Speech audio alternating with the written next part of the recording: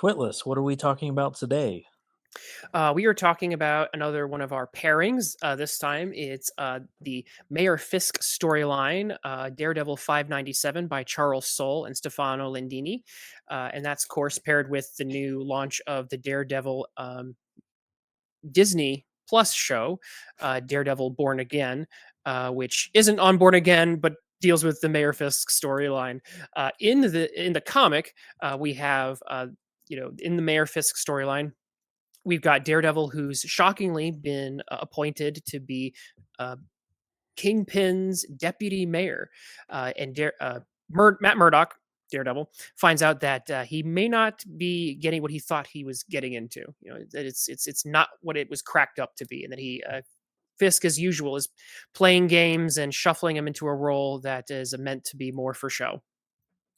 And meanwhile, Matt Murdock, who wants to obviously take down Kingpin, tries to make a difference as Daredevil in a New York that's increasingly hostile to vigilantes, and then stumbles into the fact that his nemesis Muse has escaped and is ready to bring another reign of terror down upon him.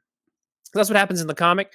In the show, what we deal with is the continuing fallout of White Tiger's botched attempt to save a civilian from some corrupt police officers who all seem to have suspicious Punisher tattoos on them, and so everything just kind of boils down to a contentious court case with lots of courtroom drama, and to try and save Hector Ayala, the White Tiger, from a very long prison sentence. And in the background, we've got the continuing drama of Kingpin and his wife Vanessa, and as they try to manage their burgeoning empire of both Overworld, which is the mayor's office, and the Underworld. We will be discussing some spoilers in this review, some pretty heavy ones. So if you don't want to be spoiled, click away now because we're about to jump into some uh, Mhm. pretty heavy territory. Let's take a brief pause to hear from the awesome creators joining us today and find out what cool projects they're currently working on. Hey guys, if you love sword and sandal historical fiction with a healthy dose of ancient Roman and Egyptian fantasy mixed in, then check out Kyrie. We've got 450 pages printed so far and a fourth book on the way. Order your books today at curiecomic.com. Modern day, classic superhero storytelling. Get the Adventures of Omega Girl issues 1 through 5 now on Indie Planet. Thank you to our awesome creators, and now back to the video. Referring to these as a pairing is an interesting colloquialism. For me, it's we're taking a media literacy approach, and we do want to focus on the show, which, of course, is reinterpreting the original source material in quite an interesting way, considering the medium that it is being developed for. So the show leaned very heavily into TV tropes, courtroom drama, no sign of the Daredevil throughout the entire episode, oddly enough, while the comic veered into very heavy comic territory. There's this a very interesting setup where essentially the Daredevil is working for Mayor Fisk, but he's neutered in his role. He can't do a whole lot. So he still has to go out and superhero, even though superheroes have been banned. And then suddenly some bizarre group comes in that has been holding some arch villain of his captive that has now suddenly escaped. Typical comic book fodder, things that you would expect in the four colored pages, and not necessarily suited for TV. So for me, it was very interesting to see very similar storyline, very divergent approaches on how the two are being treated here. And I would argue that the TV show isn't very superhero like. We still got the Mhm. superhero traits and cornerstones popping up in the comic book. But as far as the show went, this was all courtroom drama all throughout, plus a little bit of couples counseling for Mayor Fisk and his wife. The only Yeah, real heart pumping moment comes at the very end, where, of course, Hector Ayala, the White Dragon, is acquitted of his Tiger. crime. Tiger is acquitted of his crime, only to be met with street justice by Punisher. What did you guys think of the fact that we only got our true superhero dosage once the true vigilante of Born Again showed up at the end of the episode? I tend to think this is something that TV shows often suffer from, and they often suffer from it after season 1, so it's kind of funny. They're trying so hard to be a continuation of the Netflix show. They're already suffering from, like, late season, fatigue, where you kind of have to have the main character sit back a bit, and the risky, actionable moments have to happen with these side characters so that the main character can kind of, uh, muse upon and learn from and kind of, in some sort of risk-free scenario, kind of morally, uh, brood on what's happening to the city. It's very typical to do that in TV. Nobody does that in comics, thankfully. It's really boring to have the main character sit back and watch all these secondary cat stuff happen in a comic book, and thankfully we didn't get that in the comic. But for TV, it is common. So it's kind of wild to me that 3 episodes in, we're already getting, um, something that feels like we're just trying to get we're tr we're trying to expose Matt Murdock to less risk, because he got exposed to a lot of risk in the Netflix show, and we're just trying to have other characters kind of explore and have, strong perspectives on what they should be doing in the streets and what they should be doing with their personas and their vigilantism. We're just kind of throwing that away on, brown side characters. So, it's saving that for the season finale, which I think that's a mistake. I really think that's not why people watch Daredevil. They wanna see Daredevil make those kind of decisions. They did it in the comic, so they've got no excuse. I feel like they're pulling punches.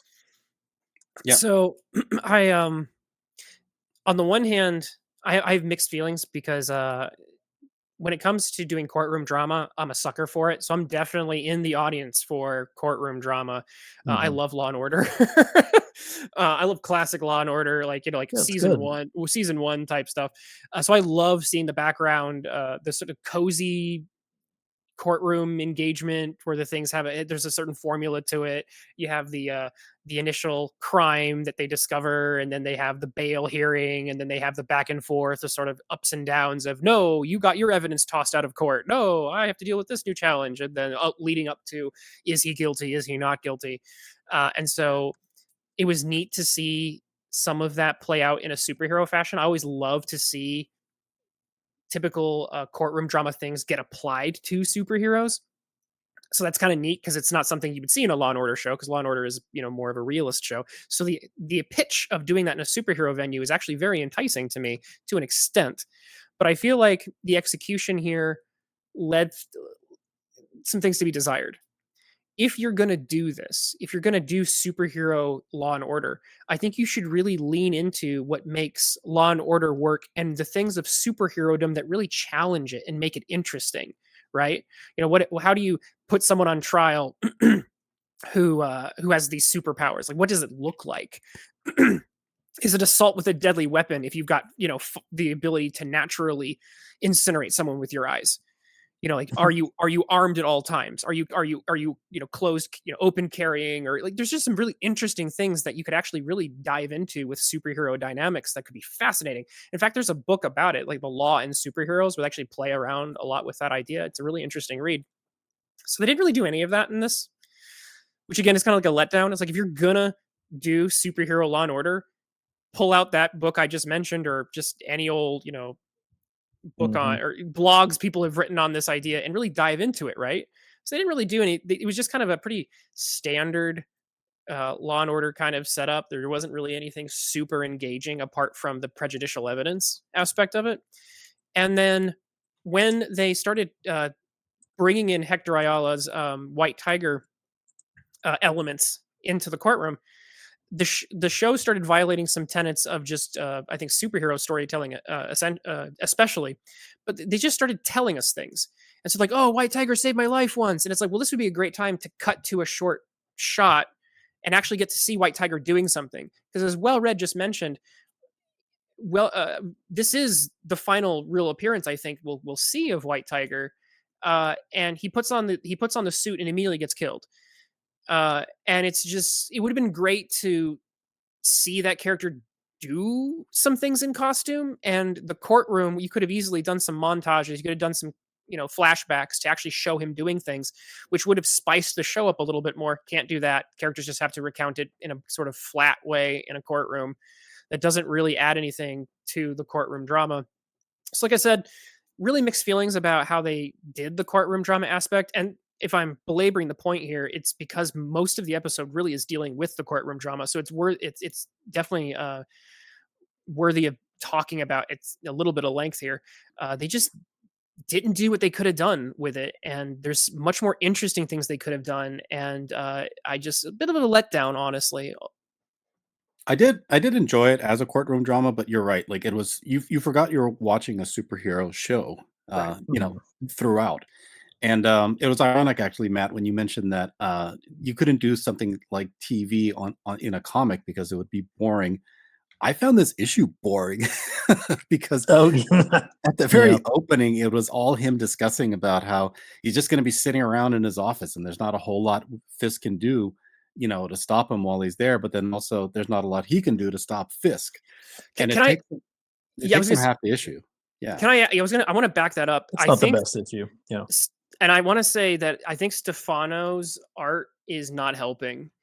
It is flat, and the coloring is also pretty flat. There's a few shots that are pretty dynamic when Daredevil's doing stuff at night that look okay, but Yeah. whenever you look at the scenes of characters in their civilian lives, it's kind of a trial and a slog to get through, and it does not help the story. Kingpin just looks like a sort of regular kind of fat guy. And again, Kingpin is literally supposed to be a larger than life character. He's supposed to be huge. He's supposed to be imposing. He's supposed to be kind of comic book sized. And if he just looks like a regular fat dude who's mayor, you're really losing some of the magic here. And the coloring does not help. So, as a It's whole, actually I'm not a funny. fan of the art. It's funny that it reminds you that this run started after the Netflix show. So even though Matt doesn't, there's enough integrity in the illustration to it doesn't feel photo referencey, I think, for Matt Murdock, but for Foggy, it does. They want you to remember that this is it's like, a pudgy kind of rounded face, you know, uh Ohio 7, I guess. They're just kinda looking at the actor and kinda drawing him at freeze frame moments from the show, which is a huge letdown. Like, there's no reason you don't have to really remind us what the actor looks like, I feel like, frankly, even if the show is really popular. I think you can just do the comic and draw him in an interesting way and be consistent. And I hate when comics feel they have to genuflect or like bow to this more like this very different other medium way over there. It really doesn't care about comics in itself. It just cares about the IP. So I don't like to see that. Like just let the comic be a comic. Like don't make them radically different, but you don't have to you don't have to screen cap the TV show and trace over it. And we got a bit of that in this, which is that always kills momentum for me. yeah. The comic was really just not going anywhere, and they wasted half the issue talking about the fact that this confrontation, there's no real tension there in this new setup with the Daredevil working for Wilson Fisk, which is an original idea. So much you could do with that, but Yeah. there's just there's not going anywhere at all. So he just goes out into the street dressed as Daredevil. He doesn't end up doing anything there either, and it only becomes a comic once this super secret group agency comes and takes him away to tell him that basically the muse has escaped. So just a Mhm. real waste of a story here, essentially. And I feel a little bit the same about the show. Like maybe the show just they don't defer or respect the comics, but they are inspired by them. And they decided to just do a full blown courtroom drama episode about White Tiger, which is like why would they spend an entire episode dedicated to just that one particular storyline? Nothing in terms of how this new perspective on superheroes is affecting Daredevil, and with Mayor Fisk being in office, Mhm. no follow up on the original confrontations that he had with Matt Murdock. They're completely divergent storylines happening here, and the only culmination there is to see the return of the Punisher, especially after you saw so many cops that were involved in this case have the Punisher symbol tattooed somewhere on their bodies. There's clearly an organization here. There's graffiti on the streets with the Punisher symbol. So finally, something is starting to manifest. And there was something that Mayor Fisk alluded to early in the episodes, that he didn't like not just a horned vigilante, but also a guy running around in a trench coat with a skull on his shirt. Ooh, So maybe that is where we're starting to finally get interesting. some tension happening, and some confrontation is with the introduction of the Punisher, which is strange because the show is about Daredevil, but he's a bit of a side character in terms of the real interesting dynamics here that could play out. But we'll see where they take it, of course. So nothing is set in stone just yet. Still kind of early in the episodes.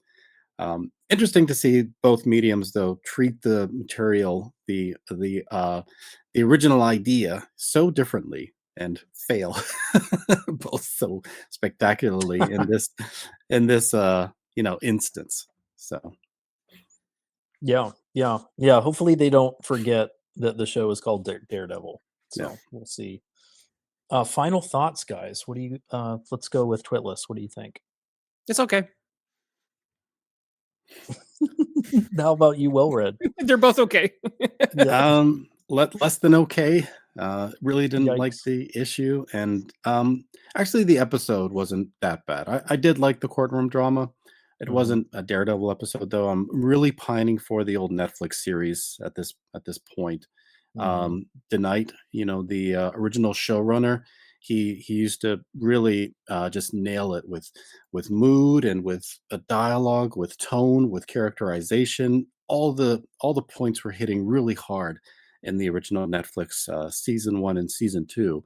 Here, the Disney, reimagining that we're getting is disappointing quite a lot, and I'm just not feeling the Daredevil in any of this. Didn't like the storyline with Wilson Fisk, and his wife going back and forth about what to do with their empire. Really felt like that wasn't needed and was just there to fill time, essentially. It didn't lead to any interesting character development, no dynamics, nothing new was learned, and nothing to look forward to anytime in the future because of it. So just a throwaway moment that happened throughout the episode, with only the end where the Punisher shows up being the ultimate payoff for everything that was happening in the episode thus far. Thank you very much for checking out the video. Subscribe, like, and stay tuned for more.